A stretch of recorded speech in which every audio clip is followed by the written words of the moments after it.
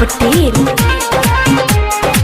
ललका पियर का रंग हरियर का, ललका पियर का रंग हरियर का, देवेला देवरा लगाई दबेला पिचकारी सटा के, करिले हम माई माई दबेला पिचकारी सटा के। ललका पियर का रंग हरियर का, ललका पियर का रंग हरियर का, देवेला देवरा लगाई दबेला पिचकारी सटा के, करिले हम माई माई दबेला पिचकारी सटा के। पिचकारी सटा के, पिचकारी सटा के, करिले हम माई माई, करिले हम माई माई। डीजे विकास, डीजे विकास, पिचकारी सटा के, कारी सटा के, देवरा के बा हमर बड़ पिचकारी, मारे सरिया के तो भर देला साड़ी, भर देला साड़ी, भर देला साड़ी। देवरा के बा हमर बड़ पिचकारी, मारे सरिया के तो भर देला साड़ी।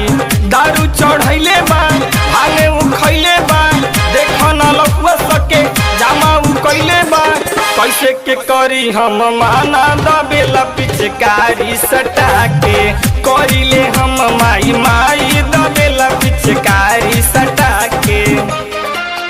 पिचकारी सटा के, पिचकारी सटा के, करिले हम माई माई, करिले हम माई माई। पिचकारी सटा के, पिचकारी सटा के, कारी सटा के, केहू डाले आगे से केहू डाले पीछे, डालेला रंग देवर बहिया मोर खींचे, डालेला रंग देवर बहिया मोर खींचे। केहू डाले आगे से केहू डाले पीछे, डालेला रंग देवर बहिया मोर खींचे।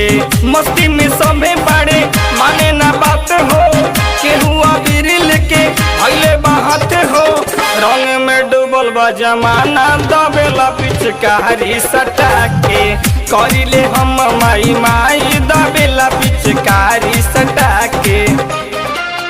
पिचकारी सटा के, पिचकारी सटा के, डीजे करिले हम माई माई, करिले हम माई माई। पिचकारी सटा के, पिचकारी सटा के, कारी सटा के, डालेला रंग सभे अइले हो दुआरा, कहेले भौजिया तनी नियारा, कहेले भौजिया तनी नियारा। डालेला रंग सभे अइले हो दुआरा, कहेले भौजिया तनी नियारा। रंजित सुबोध कहे पुराना आस के, रंग द छोली अपन वैभव विकास के, मुकेश कहे शर्माना दबेला पिचकारी सटा के, करिले हम माई माई दबेला पिचकारी सटा के। ललका पियर का रंग हरियर का, ललका पियर का रंग हरियर का, देवेला देवरा लगाई दबेला पिचकारी सटा के, करिले हम माई माई दबेला पिचकारी सटा के।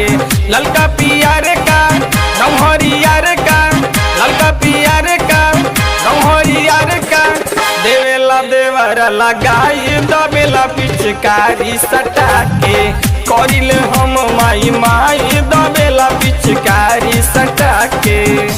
Manish recording studio Raxaul Raghunathpur.